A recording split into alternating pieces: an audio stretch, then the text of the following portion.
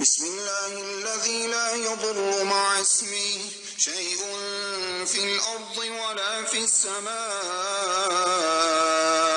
وهو السميع العليم.